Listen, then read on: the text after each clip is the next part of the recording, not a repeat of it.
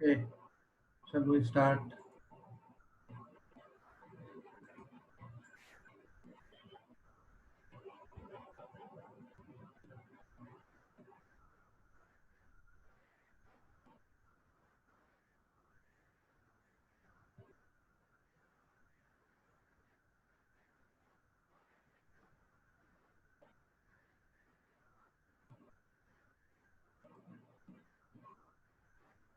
Okay, we'll start.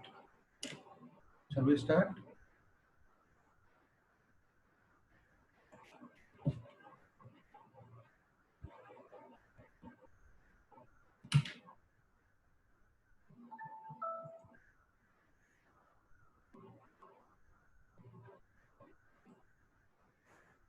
Okay, we'll start.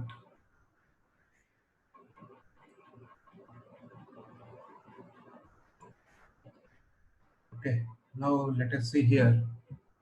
Yesterday we have studied about the basic stability classification, steady state stability, transit stability, dynamic stability. So these stabilities are classified as per the type of the disturbance.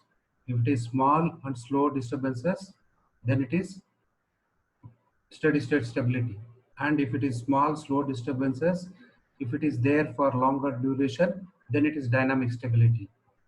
Okay, so then it is sudden changes, that is application of faults, etc. Then it will be transient stability, isn't it? So this is what we have seen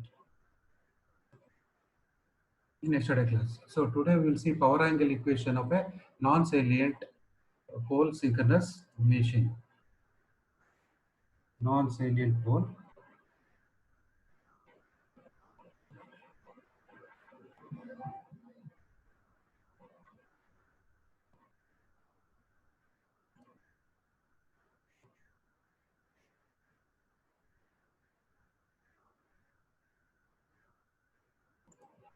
So now, what is this power angle equation of non-salient pole synchronous machine? So which is connected to infinite bus. Now let us see here. Consider a single machine connected to infinite bus. That is known as single machine infinite bus, SMIB in short form. It is called as. So now here,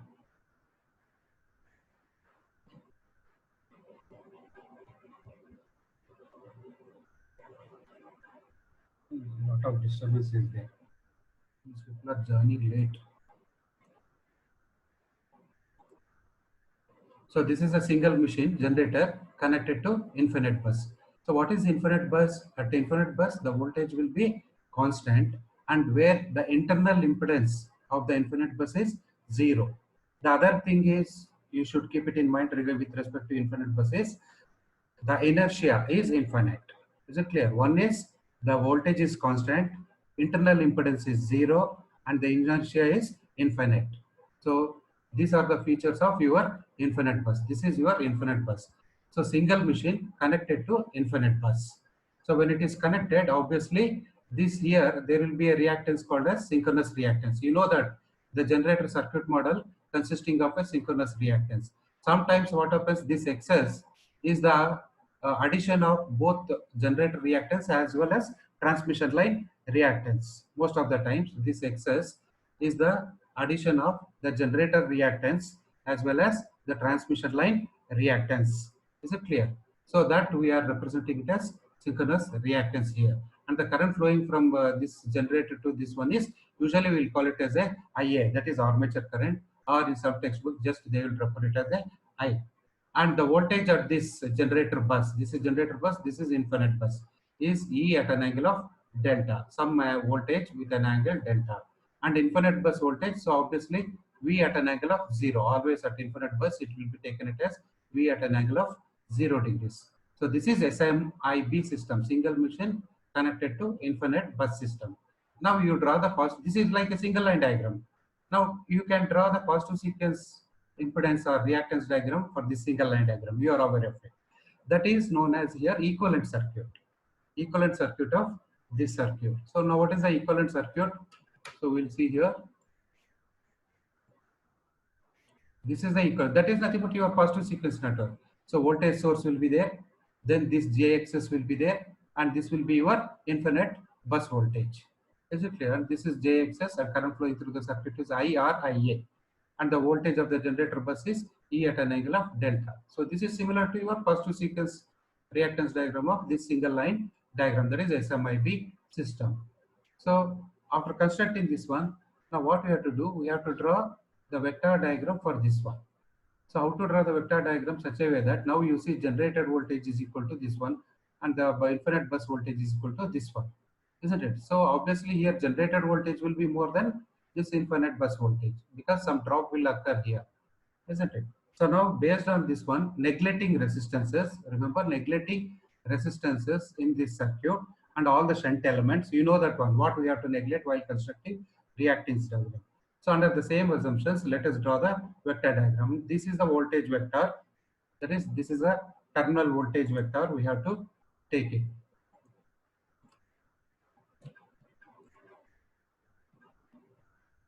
The terminal voltage, we have to take it as a reference, and the current flowing through this one, because it is having only reactance, so obviously it will be lagging behind the voltage. These are the basics, isn't it? This is only inductance we are having it, voltage with respect to this current. So voltage is reference vector, so obviously I or Ia will be lagging behind voltage vector.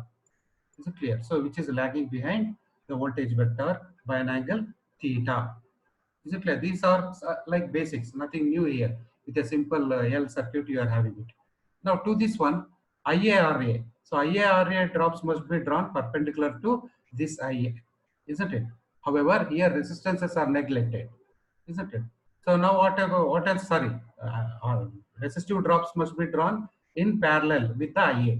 So IARA drop must be drawn parallel to IA, whereas reactance drop vectors will be mentioned perpendicular to this IA, that is perpendicular to IA, isn't it? However, here RA, or that is resistances, are neglected, so IA RA drop will not be there. So only the thing is we will have reactance drop. So what is that reactance drop? We will have I into, or J into I into XS. So how to draw this vector J into I XS vector? So with respect to IA, so to V, we have to draw perpendicular to this IA, isn't it? So draw this vector which will be, so when you extend this one backward, you see with respect to IA, it will be perpendicular. You know these basics, how to construct. Reactance drop in perpendicular to the I, and resistive drops parallel with the I, isn't it? So here we are having only the reactance drop. So I have drawn this one perpendicular to this IA. So therefore, V plus vectorial addition of V plus this drop. That means vectorial addition of this plus drop is equal to your generated voltage. Is it clear? So this will be your E, isn't it? And what is the delta? So obviously this will be your delta. That means what is this delta is known as, in the previous class we have studied, it is known as power angle or torque angle or load angle, isn't it? So this is the angle between the voltage E and the infinite bus voltage.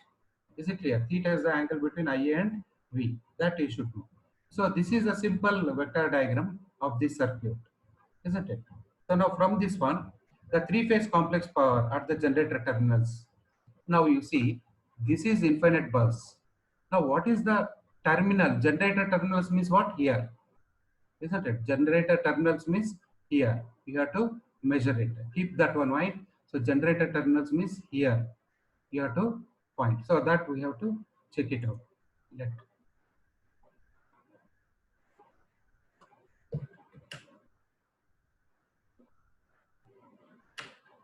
Okay. Now you know that one. In the previous session, I explained it.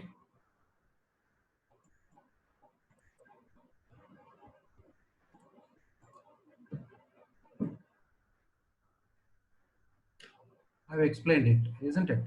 So three-phase power is equal to three-phase power, complex power, obviously, is equal to P plus JQ into 3 into VIA conjugate.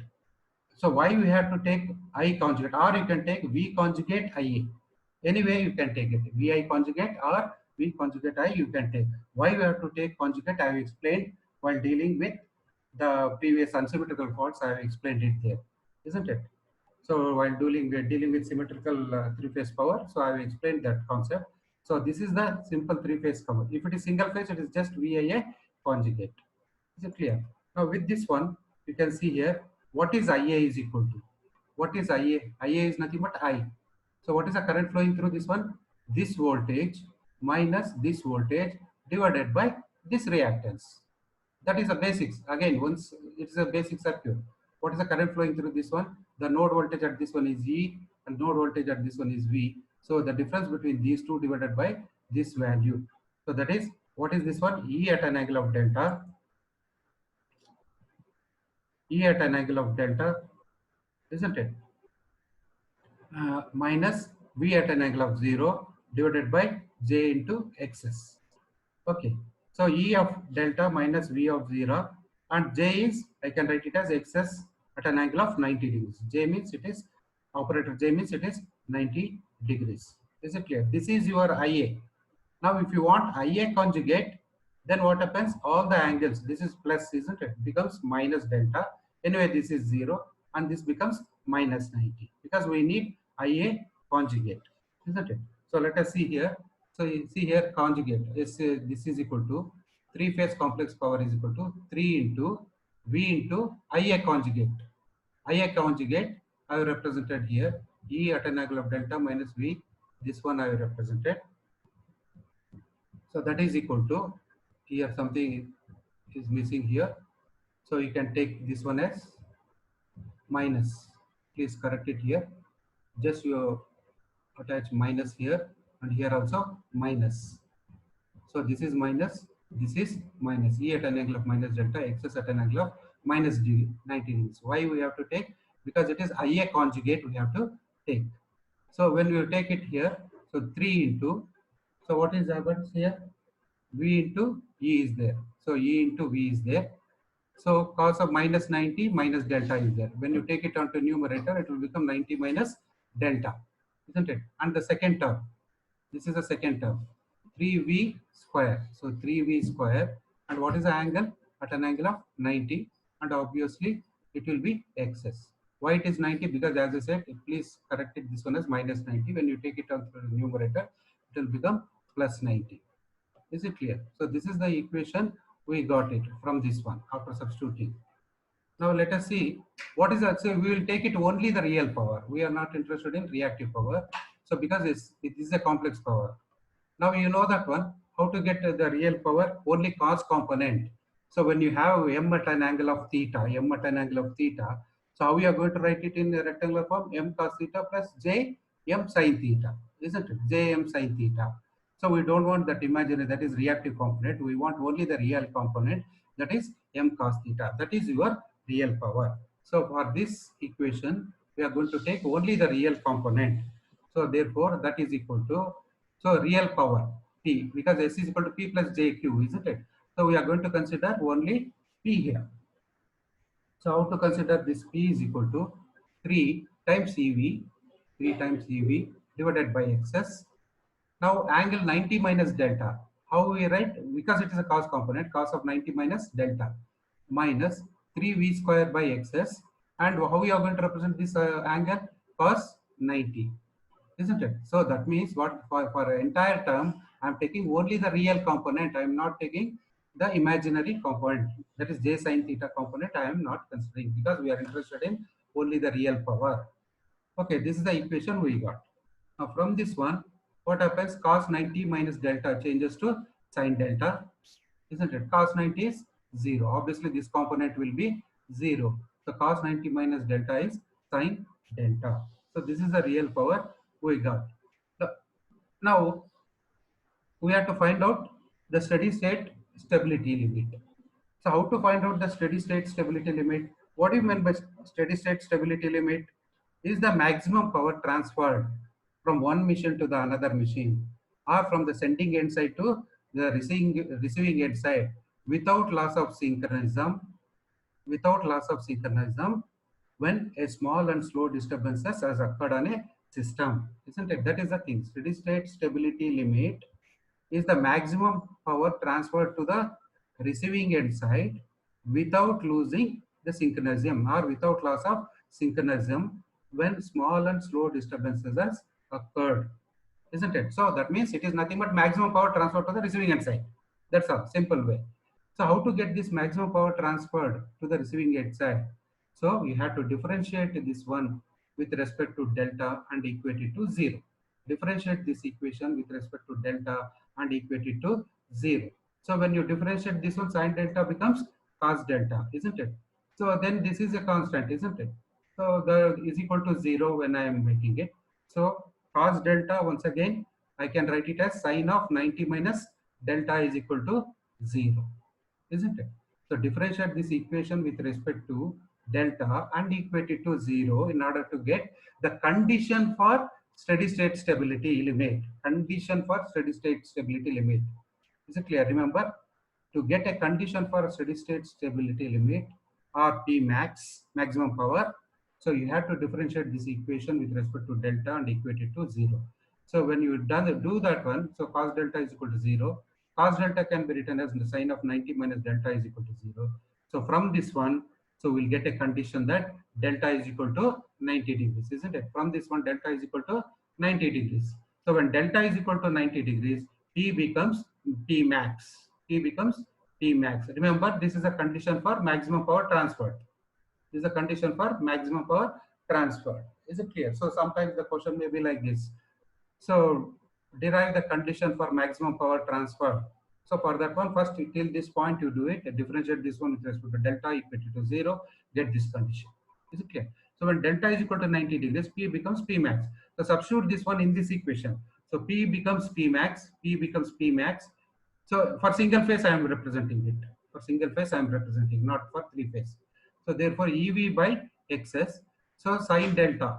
So that means delta is 90 degrees, isn't it? Sine 90 is 1, isn't it? So therefore, P max is equal to EV by XS is the steady state stability limit. Remember this one. Is it clear? Now from this equation, this is a three-phase power angle equation. Now we want to represent the single phase power angle equation. Now therefore, from this one, P is nothing but electrical power output. So I'm going to represent with PE. Now here, EV by XS, EV by XS is P max. This is for single phase. That's why I'm not considering 3 here. Okay, EV by XS is P max and sine delta is the power angle equation of non-salient pole synchronous machine. Is it clear? This is the power angle equation. This is a maximum power transferred. So you should remember these two formulas. Electrical power output is equal to P max sine delta, which we will be using it frequently. Remember this equation and maximum power equation EV by XS. So E means it is a starting point voltage. You remember it is a starting point because there we will be considering at different points. Here we are considering only on sending side and receiving end side. So that's why sending end side voltage is E, receiving end side voltage is V by the corresponding reactance. But when solving some numerical examples, we may consider some internal points, isn't it? So that we will see it later. Right now you remember this one. So these two equations you remember. Now after getting this one, you have to mention the power angle characteristics. Power angle characteristics is the plot between power and the rotor angle delta. Power and the angle rotor angle delta. That means P versus delta here to find out. So you have to mention it. Obviously, can anyone tell what is the nature of this power angle curve you are going to get? What is the nature of this power angle curve you are going to get? Nature with this equation. What nature? What type of nature? Because we got P max is a constant, some constant UV by XS, and sine delta. We are going to plot the curve between PE and delta. So what is the nature of the plot we are going to get from this one? Anyone? Yes, I'm getting some answers. Very good. Brothereshwan, Abhishek Sharma. Good. It is a sinusoidal form. So we are going to get. So therefore, we are going to do it because delta will be maximum at 90 degrees, isn't it? Now you can see here. This is the power angle characteristics. This is three-phase power or single-phase power you can consider here in megawatt, and this is delta in degrees you can consider it. So as you vary, so you see here at 90 degrees, so the power will be maximum, then it starts decreasing, further increased in delta. Is it clear? So this is the power angle characteristics. This is the power angle equation. Now, where we will get maximum power? Obviously, here we are going to get the maximum power. So, what will be the maximum power equation? EV by XS. EV by XS. Is it clear? So, till this point, you have to explain it for power angle equation of a non-salient pole synchronous machine. So, first SMIB, single machine infinite bus, equivalent circuit, vector diagram, then write down the power equation, then you substitute IA, then further simplify, then differentiate the resultant equation with respect to delta equated to 0. You will get the condition for maximum power transfer, then substitute those values in the power equation what we got. So resultant equation will be power angle equation. Then finally you plot this one. So this is required even in 7th semester power system simulation lab. You have to write MATLAB code for this one and you should get these characteristics. So you should remember this one even in the 7th semester and the theory behind this one. Okay. Now this is for non-salient pole synchronous machine. Now next we will see the same thing, power angle equation of salient pole synchronous machine, that is cylindrical rotor. Power angle equation of salient pole synchronous machine. Now what is the difference between non-salient pole and salient pole, apart from the construction what you have studied from your basic electrical engineering or in machine subject? There is one more important difference between salient pole and non-salient pole synchronous machine. Without differentiating also we can tell the right because sign value is obviously, but we have to show the steps. Chiranjeevi, I think we have to show the steps. Even without that one, you can say that one, isn't it? That is right, but we have to show the steps. Understood? Okay. Now, power angle equation, salient pole synchronous machine. So the difference I am talking about, apart from the basic difference, whatever you have studied already in your lower semester, there is one major difference is there, that is technical difference. The air gap is not uniform in salient pole synchronous machine. Understood? Air gap is not uniform in salient pole synchronous machine. So therefore, the magnetic reluctance along there are two axes will be there, direct axis and quadrature axis. So the direct axis reactance, quadrature axis reactance will be same in non-salient pole machine.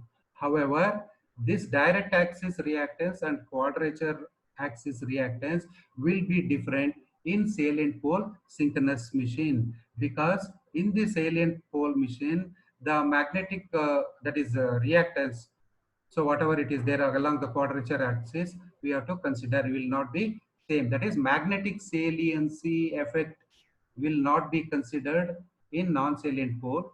In salient pole, magnetic saliency effect will be considered. That means the effect of XT, XQ will be considered. These two are not equal. Whereas non-salient pole, XD, XQ are equal. So this is the major difference between non-salient and salient pole synchronous machine. So the same thing. So we are going to see it with the effect of magnetic saliency. We'll see that one. So whatever I have explained, the air gap in salient pole rotor is not uniform. This results in a non-uniformity of the magnetic reluctance. So magnetic reluctance is also non-uniform. So with this one, what happens? The reluctance along the polar axis means rotor direct axis is less than the reluctance along the interpolar axis, that is quadrature axis. Is it clear? The reluctance along the direct axis will be less as compared to the reluctance along the quadrature axis, that is polar and interpolar, otherwise they are called as. So with this one, the reactance along the direct axis will have a high value as well as compared to the reactance along quadrature axis. That means XD is greater than XQ. Is it clear? XD is greater than XQ here. What about reluctance? In opposite. Reluctance is opposite, reactance is greater here. So remember the difference between reluctance and reactance here. Both are in opposition. So here reluctance is less, but here reactance is more along the direct axis. Is it clear? So this is the one major difference we have to consider. Combining all these points, I'll say the effect is magnetic saliency effect. So magnetic saliency effect is neglected in non-salient and magnetic saliency effect will be considered in salient pole synchronous machine. So with that one, we have to get the power angle equation. Now for this one, we have to construct the phasor diagram as we have done it for non-salient pole synchronous machine. In the non-salient pole synchronous machine, magnetic saliency effect is not considered. That means direct axis, quadrature axis is not there in the non-salient pole synchronous machine because both xd and xq are same along these two axes. That's why we are not considered. We have not shown any direct and quadrature axis. But here we have to show direct and quadrature axis. Is it clear? Now let us see here. As usual, first construct V as a reference vector. IA, he will be lagging behind V. Till this point it is same. Now what happens after this one? Now you represent the direct axis, quadrature axis. So these two will be perpendicular to each other at this point. So at this point you represent. So this is your direct axis and this will be your quadrature axis. Is it clear? Direct axis, quadrature axis. 10 minutes is there anyway. So this is quadrature axis perpendicular to each other at this point. Is it clear? Now what we have to do, this V and IA will have two components. Understood? IA will have two components, one component along direct axis, the other component along Q axis. Similarly, V also will have two components, one along direct axis, the other one along quadrature axis. Is it clear? So now for IA, first let us represent, this is ID, that is direct axis current, which is in phase with the D axis or parallel to D axis. Then IQ. IQ will be parallel to Q axis. IQ will be parallel to Q axis. So this is your IQ. You see, this will be your IQ. Can you see here? Both should be in perpendicular. So ID, IQ. So vectorial addition of ID and IQ is equal to your IA, resultant current IA. Is it clear? IQ you see parallel to Q axis. Similarly, now after representing this one, we will represent the drops. What are the two drops we will have? One drop across direct axis, the other drop across quadrature axis. Is it clear? So that is IDXD, IQXQ. IDXD is the drop across or along the direct axis, isn't it? So then IQXQ is the drop along the quadrature axis. Now let us see here. This is JIDXD. It is a reactance drop because resistances are neglected. Reactance drop. How to represent this IDXD drop? Perpendicular to your ID, not with respect to IA. Remember this one. This IDXD drop must be perpendicular to your ID component. So perpendicular. If you extend this one, you see it will be perpendicular. Understood? JIDXD. Next drop will be IQXQ. So IQXQ, how we have to draw? So we have to draw perpendicular to this IQ vector. So here we have to join it here. Now you see this will be your IQXQ. So when you extend this one and extend this one, it will both will be perpendicular. Is it clear? So this is IDXD perpendicular to ID, IQXQ perpendicular to this IQ. So therefore, vectorial addition of V, IDXD drop plus IQXQ drop will be your resultant generated voltage. So that is your resultant voltage. You see here will be in phase with quadrature axis. The angle between E and V is your delta, load angle or torque angle, whatever we call it as. Is it clear? This is the vector diagram. A simple thing, we have to do it. Understood? So next comes the V. You split this V into two components. Clear? So one along quadrature axis, one perpendicular to direct axis. Now you can see here. You can see here this. Can you see here? VQ component. So I am repeating the step. VQ component in phase with quadrature axis and VD. VD component. How to join VD component to this one? So parallel to this one. So therefore, so this will be your VD component. Okay, this is VD component. Is it clear? V is two components, VQ along Q axis and VD so along direct axis parallel to this one. These are the two components. So this is the vector diagram you have to construct Again, in your 7th semester power system simulation lab, these characteristics you have to get it. Let us see later the characteristics. I think 6 minutes is there. Now let us see here. I think hope you understood this vector diagram. Now, the excitation voltage is given by the excitation voltage E is equal to V, all these are vectorial addition, V plus JID XD plus JIQ XQ. The same thing equation I have written, V plus JID XD plus JIQ XQ. Is it clear? This vector is equal to vectorial addition of V plus IDXD plus IQ XQ drops. Isn't it? That's what the equation I have written it here. Now, the complex power, as we have done, single phase we are taking it. You can analyze it for three phase and you can represent it finally for single phase. Now here, I have taken single phase power, so equivalent power. So P plus GQ, that is equal to V into IA conjugate. Same formula, what we are taken for non-salient. Only the difference is here this V and IA has got two components. Understood? There we got only single component. So therefore, V is equal to what? From this vector diagram. Okay, I will get one more. Okay, fine. So what is V is equal to vectorial addition of VQ plus VD. Is it clear? Yes, D axis and Q axis are perpendicular to each other. Okay, Tushar? Okay, fine. So now V is equal to what? VQ, VD. So vectorial addition of this one. So therefore VD plus J VQ. Quadrature axis will be your J component. Is it clear? So that one. Similarly, I from this vector diagram,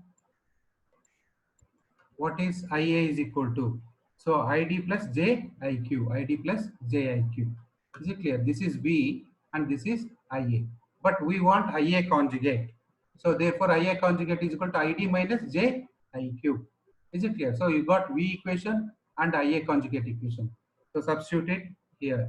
So what you are going to get? VD plus JVQ multiplied with ID minus JIQ. Now we have to get from this vector diagram. Now simplify it before going to the term.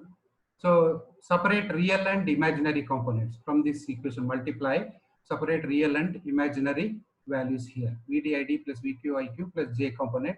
We got it like this when you separate real and imaginary components. But we are interested only in real power, isn't it? As we have seen in non-salient pole.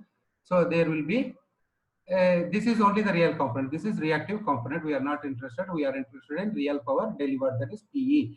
That is electrical power output. So that is equal to VDID plus VQIQ, isn't it? Now from this one, what is equal to P is equal to, now ID are represented. What is VD? Now here you see VD.